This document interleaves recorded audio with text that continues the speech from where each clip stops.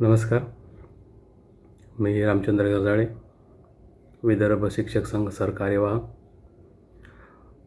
नुकतंच नागपूर जिल्ह्यामध्ये 2025-26च्या संचमान्यतेनुसार 7 एप्रिल रोजी अतिरिक्त ठरलेल्या शिक्षकांचं समायोजन करण्यात येणार आहे. त्यानिमित्तानं काही महत्त्वपूर्ण बाबी मी आपल्यासमोर मांडू इच्छितो. शाळेनं जर आपल्याला अतिरिक्त म्हणून घोषित केलं असेल आणि त्या पद्धतीनं आपल्याला कळवलं असेल आणि तुम्हाला जर अतिरिक्त होत नसेल असं वाटत असेल, तात्काळ शिक्षणाधिकारी यांच्याकडे आक्षेप नोंदवा. आक्षेप नोंदवत असताना महत्त्वपूर्ण बाबीचा विचार करा. आपल्या शाळेची संचमान्यता ही 2025-26ची अधिकृत आहे का? जर 25-26ची नसेल तर 24-25ची संचमान्यता ही अधिकृत आहे का? शिक्षणाधिकाऱ्यांच्या सहीने आपल्याला प्राप्त झाली आहे का हे पहा. त्यानंतर सेवाज्येष्ठता यादी आपल्याकडे असायला पाहिजे. सेवाज्येष्ठता डावलून जर आपल्याला अतिरिक्त करण्यात आला आहे का हे पाहून घ्या. त्यानंतर आपल्या शाळेची बिंदू नामावली ही मागासवर्गीय आयुक्ताकडून प्रमाणित करण्यात आलेली आहे का याची विचारपूस करा, माहिती घ्या. महाराष्ट्र राज्य कर्मचारी सेवा खाजगी शाळा सेवा शर्ती नियमावली 1981 नुसार नियम 27 उपनियम ई नुसार जर बिंदू नामावली प्रमाणित नसेल आणि आपल्याला अतिरिक्त केलं असेल तर हे अतिरिक्त करण्याची जी कारवाई आहे ती बेकायदेशीर आहे. त्यासोबत आपल्या शाळेमध्ये कार्यरत असलेली शाळा समिती ही वैध आहे का? शाळा समितीमध्ये असलेले सदस्य हे नियमानुसार घेण्यात आलेले आहेत का? नियमानुसार म्हणजे MEPS रूल 1981 नुसार घेण्यात आलेले आहेत का? या सर्व गोष्टी तपासून पहा. आणि त्यानंतर आपला कार्यभार तक्ता जो आहे तो कार्यभार तक्ता योग्य आहे का? या सगळ्या गोष्टी पडताळून पाहिल्यानंतर शिक्षणाधिकाऱ्यांच्याकडे आपण आक्षेप नोंदवा. आक्षेप नोंदवत असताना सुनावणीसाठी हे मुद्दे खूप महत्त्वपूर्ण आहेत. आपण अतिरिक्त नसताना आपल्याला अतिरिक्त करण्यात आलेला आणखी एक दुसरी महत्त्वाची गोष्ट म्हणजे आपली नियुक्ती कोणत्या गटामध्ये आहे? 5वीमध्ये आहे, 6 ते 8च्या गटामध्ये आहे की 9-10च्या गटामध्ये आहे? हे आपलं जी वैयक्तिक मान्यता आहे यावरून आपल्याला तपासून घेता येते. जर आपण 9वी-10वीमध्ये आपली नियुक्ती असेल आणि 6 ते 8च्या वर्गातून आपल्याला जर अतिरिक्त करण्यात आले असेल, तात्काळ आक्षेप नोंदवा. अन्याय सहन करू नका आणि शिक्षणाधिकाऱ्यांच्या निदर्शनास आणून द्या. शिक्षणाधिकारी या सर्व कागदपत्राची जर पडताळणी करत नसेल आणि मुख्याध्यापकाने केलेली कार्यवाही योग्य आहे असं जर त्या सुनावणीमध्ये जर लिहून देत असतील तर तात्काळ माननीय उच्च न्यायालय नागपूर खंडपीठ यांच्याकडे धाव घ्या आणि तात्काळ या आपल्यावर केलेल्या कारवाईबद्दल स्थगिती घ्या. कारण अन्याय सहन करू नका. विनाकारण आपला बळी हा संस्थाचालक मुख्याध्यापकाच्या हाताने देत असतो. त्यामुळं या गोष्टीकडे गांभीर्याने लक्ष द्या. हे मी स्वतः अनुभवलेलं आहे. स्वतः या प्रक्रियेतून मी गेलेलो आहे. आपल्याकडे सामायिक समायोजन प्रक्रिया तर सुरू आहे, पण माझ्या बाबतीत तर सामायिक समायोजन प्रक्रिया सुरू नसतानासुद्धा समायोजन झालेलं आहे. त्यामुळं ही प्रक्रिया नेमकी कशी चालते आणि काय होते आणि शिक्षण विभागामध्ये नेमकं कसं चालतं या सगळ्या गोष्टी मी जवळून पाहिलेल्या आहेत. त्यामुळं कृपया जसा माझ्यावर अन्याय झालेला आहे तसा आपल्यावर होऊ नये. तात्काळ वेळेस दखल घ्या. वेळ दवडू नका. कारण जर ही वेळ गेली तर पुन्हा तुम्हाला खूप संघर्ष करावा लागेल. आपलं समायोजन झाल्यानंतर अचानक तुम्हाला त्याच दिवशी मूळ आस्थापना ही डिटॅच करू शकत नाही. ज्या शाळेमध्ये तुम्ही गेलेत त्या शाळेतून तुम्ही दुसऱ्या शाळेमध्ये गेल्यानंतर तिथे तुम्हाला जर रुजू करून घेण्यात आलं तर तिथला रुजू अहवाल घेऊन तुम्ही शिक्षणाधिकाऱ्यालाही कळवा की मी रुजू झालेलो आहे, आणि आपल्या मूळ आस्थापनेलाही सुद्धा तुम्ही रुजू अहवाल देऊ शकता. त्याच्यानंतरच मूळ आस्थापना तुम्हाला डिटॅच करेल. त्या दरम्यान तुमचं वेतन सुरू राहील. दुसरी शाळा जर आपल्याला घेत नसेल तर तात्काळ शिक्षणाधिकाऱ्यांना कळवा. मध्येच कोणाच्याही गोष्टीवर विश्वास ठेवू नका, अफवांवर विश्वास ठेवू नका. शिक्षण विभागामध्ये खूप मोठ्या प्रमाणामध्ये दलाली चालू असते. यांच्यापासून सावधान राहा. कारण मी प्रत्यक्ष पाहिलेलं आहे की ग्रामीण भागाचे रेट आणि शहरी भागाचे रेट हे सर्रास लोक मागतात. मी काही लोकांची नावं सांगणार नाही, पण ते फिरतात. प्रत्यक्ष मलाही मागणी केलेली आहेत आणि मुद्दामून तुम्हाला वेगळ्या ठिकाणची अडचणीची शाळा देण्याचा प्रयत्न करत असतात. या सगळ्या गोष्टीपासून शिक्षक बांधवांनो सावधान राहा. कारण ही लढाई आपल्याला स्वतः लढायची आहे. त्यामध्ये विदर्भ शिक्षक संघ आपल्याला सर्वतोपरी प्रयत्न करेल. आपले शिक्षक प्रतिनिधी म्हणून जे आज आहेत त्यांच्या कानावर घाला. जर त्यांना वाटलं तर ते मदत करतील. ते सांगतात की मी शिक्षकांसाठीच आहे, पण तशा प्रकारचा अनुभव मला काही आलेला नाही. कारण माझ्या बाबतीत त्यांनी शासकीय अधिकाऱ्यांचीच बाजू घेतलेली आहे.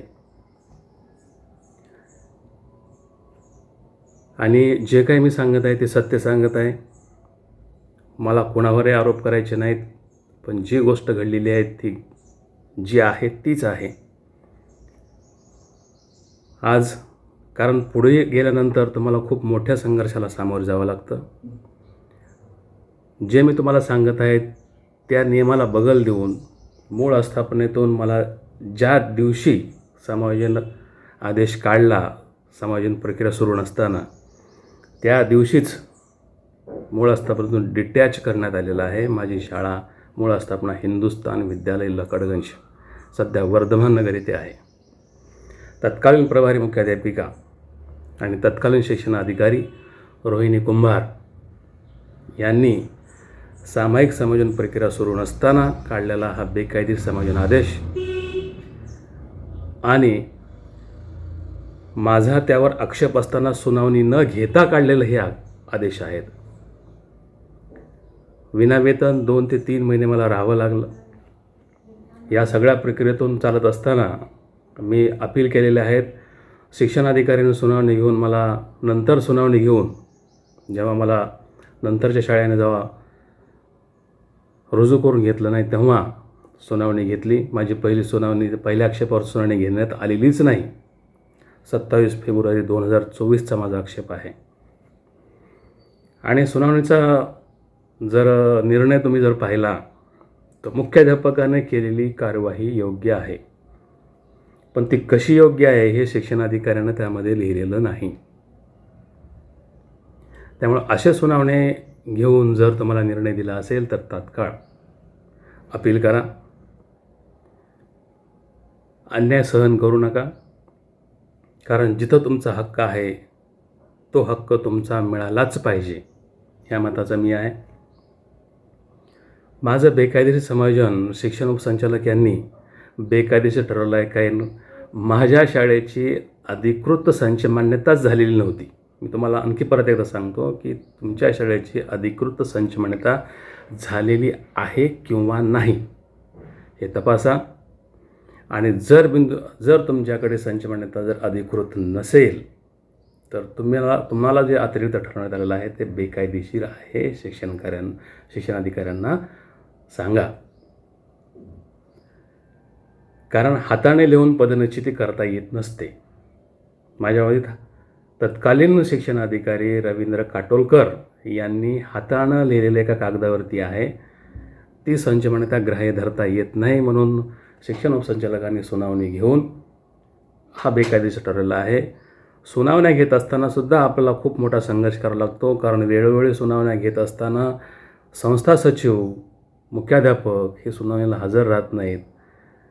1 वेळा, 2 वेळा, 3 वेळा सुनावणी घेतला, 4थ्या वेळेला सुनावणी घेऊन एकतर्फी जेव्हा निर्णय दिला जातो, हा आपला हक्क आहे. जर वेळोवेळी जर सुनावण्या घेऊन जर देत नसेल, वेळोवेळी मागण्या करून शिक्षण विभाग जर कागदांची पूर्तता करत नसेल, तर शेवटी एकतर्फी निर्णय दिला तर एक्स पार्टी. तर अशा पद्धतीने निर्णय दिल्यानंतर मग यांना जाग येते की हे असं झालं कसं, आणि मग त्यांना तो मान्य होत नाही. माझ्या बाबतीमध्ये अनेक प्रकारचे निर्णय झालेले आहेत. शिक्षण उपसंचालकांनी वारंवार दिलेले आहेत. आपले सरकार पोर्टलवरतून माझ्याकडे जवळपास 10 ते 15 रिप्लाय आलेले आहेत. स्थानिक प्रशासनाने कारवाई करण्यात यावी, प्रशासक नियुक्त करण्यात यावा. माजी आमदार माननीय नागोजी गानार यांनीसुद्धा या प्रकरणामध्ये लक्ष घालून शिक्षण अधिकाऱ्यांना सांगितलेलं होतं, लिखितही दिलेलं आहे. आताही त्या शाळेमध्ये जे सध्या प्रभारी मुख्याध्यापक आहेत, 15 डिसेंबर 2025च्या आदेशानुसार त्यांचं वेतन स्थगित करण्यात आलेलं आहे. तरीही शाळा ऐकायला तयार नाही. उलट उच्च न्यायालयामध्ये याचिका दाखल करतात, आणि याचिका दाखल केल्यानंतर कुठल्याही प्रकारचा स्टे नसतानासुद्धा प्रकरण न्यायप्रविष्ट आहे अशी बतावणी करतात. प्रभारी मुख्याध्यापक यांचं वेतन स्थगित असल्यामुळे शिक्षणाधिकाऱ्यांवर पुन्हा याचिका दाखल करतात. पण 3 दिवसामध्ये गरजाळे यांना रुजू करून घ्या असं सांगूनसुद्धा ते ऐकत नाहीत, आणि परत पुन्हा शिक्षणाधिकारी त्याच व्यक्तीला प्रभारी मुख्याध्यापक म्हणून पुन्हा नियुक्त करतात, आणि संस्थाचालकसुद्धा पुन्हा त्याच शिक्षकाला प्रभारी मुख्याध्यापक द्यावून असा प्रस्ताव पाठवतात. म्हणजे शिक्षण विभाग आणि संस्था आणि प्रभारी मुख्याध्यापक हे शिक्षकाची एक प्रकारे चेष्टा करताना आपल्याला दिसून येतं. मग खरंच कायद्याचं राज्य आहे का? जे शासन निर्णय काढतं ते एकदम शुद्ध असतो, पण कायद्याला चौकात टांगण्याचं काम हे होताना आपल्या आजूबाजूला होताना आपण पाहतो. आपण शाळेमध्ये विद्यार्थ्यांना सत्याचे धडे गिरवतो. माणसाने नेहमी सत्य बोलावं, सत्याने चालावं, आणि मग हे धडे शिकवत असताना खरोखरच सत्य आहे का? जर शिक्षकावर अशा पद्धतीचा अन्याय होत असेल आणि शिक्षक जर अशा प्रकारचे न्यायाचे धडे देत असेल, तर त्या शिक्षकाची मानसिकता कशा प्रकारची असू शकेल याचा विचार करा. आपल्याला खूप संघटना आपल्याला कार्यरत असताना दिसतात, धोरणात्मक निर्णय होताना सुद्धा आपल्याला दिसतात, पण हा जो समायोजनाचा जो प्रकार आहे खूप मोठ्या प्रमाणामध्ये यामध्ये भ्रष्टाचार होताना आपल्याला दिसून येत असतो. हे शासनानेसुद्धा याची दखल घेतली पाहिजे. असं काही शासनाने धोरण राबवलं पाहिजे की जे अतिरिक्त शिक्षक ठरतात ते नियमानुसार एका डिपार्टमेंटकडे ह्या गोष्टी सगळ्या दिल्या पाहिजेत. प्रत्येक वर्षी त्यातले सदस्याचे बदलले पाहिजेत. सगळा डाटा शिक्षण विभागाकडे अवेलेबल असतो. मग यांच्या हातात कोलीत कशाला द्यायचं? काही शाळांमध्ये तर असेही प्रकार आहेत की मी तुम्हाला वाचवतो, या गोष्टी तुम्हाला मी अतिरिक्त करत नाही, तुम्ही काहीतरी मदत करा. जसं आपण मोबाईलला रिचार्ज करतो अगदी त्याप्रमाणे काही शाळांमध्ये अतिरिक्तपासून वाचण्यासाठी शिक्षक रिचार्ज करतात. ऐकल्यानंतर खूप वाईट वाटतं, पण हे वास्तव आहे. मी प्रत्यक्ष डोळ्यांनी पाहिलेलं आहे. तेव्हा नाहक बळी आपला जाऊ नये, माझी एवढीच आपल्याला विनंती आहे. समोर या, आणि हे कागदपत्र पाहून घ्या, तात्काळ आक्षेप नोंदवा आणि सुनावणीनंतर जर आपल्यावर अन्याय झाला असेल, त्याची पडताळणी झाली नसेल तर संपर्क करा. आम्ही आपल्या पाठीशी सदैव आहोत.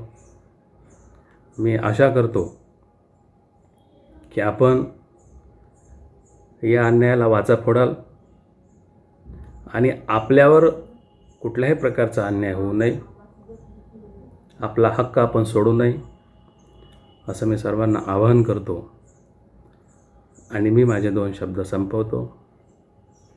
नमस्कार.